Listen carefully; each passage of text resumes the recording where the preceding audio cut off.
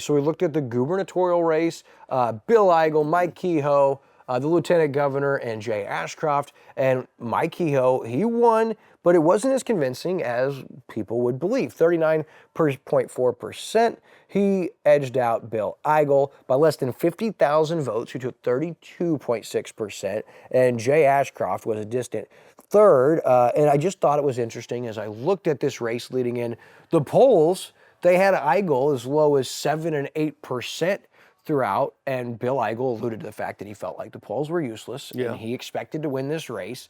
But when we looked at the Missouri Independent on July 2nd, Kehoe and Ashcroft were tied at 27%. They had Eigel at 16%. That was about the closest shot that was given. Fox 2, the end of June, the Emerson College Hill had Ashcroft at 23%, Kehoe at 20%, Bill Eigel at 6%. Yeah.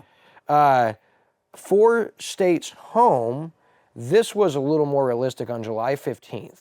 They said Mike Kehoe was at 24% with a tie between Eigel and Ashcroft at 19%. And here's the closest to the election from our local KOMU's poll. They had Kehoe at 29%, tied with Ashcroft. They both had 29%. They had Eigel back at 18%.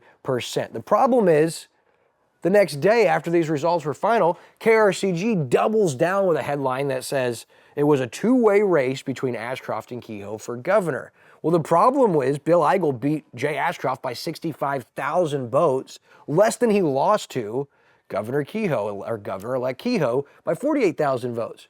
Got to look at the campaign dollars because those were a big tell. Kehoe dumped $11 million into this campaign, and I broke down his campaign budget. I could not believe, being in marketing and advertising, right?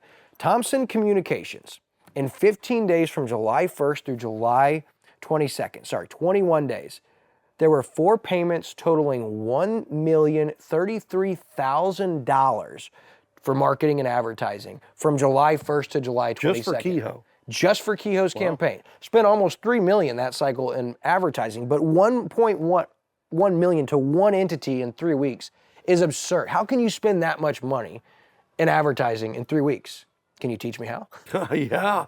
Wow, if you got the money, wow, that's a lot So that of was money. crazy, and there were concerns coming about outside interest dumping money late. And then to see that headline after the results are right there in front of your face, it just makes me wonder, or begs the question, what and who was involved in making sure that Mike Kehoe won the primary nomination for the state of Missouri, and why? Because to be quite honest with you, I think it's pretty clear that the institution and whoever was behind that is very, very afraid of Bill Eigel. Yeah, because he's one of those game changers. You know, if a guy like Bill Eigel gets in, he's kind of like Trump in a way. You know, in 2016 when Trump won, he was from the outside. Nobody knew what to do with him. Right. He came in, wanted to change things, clean things up. That's kind of what Eigel wanted to do. And I think you're right. I think the inside system, the old boys network or whatever, they didn't want that. They want to keep things going as normal, right? Well, what an incredible campaign for him to get the results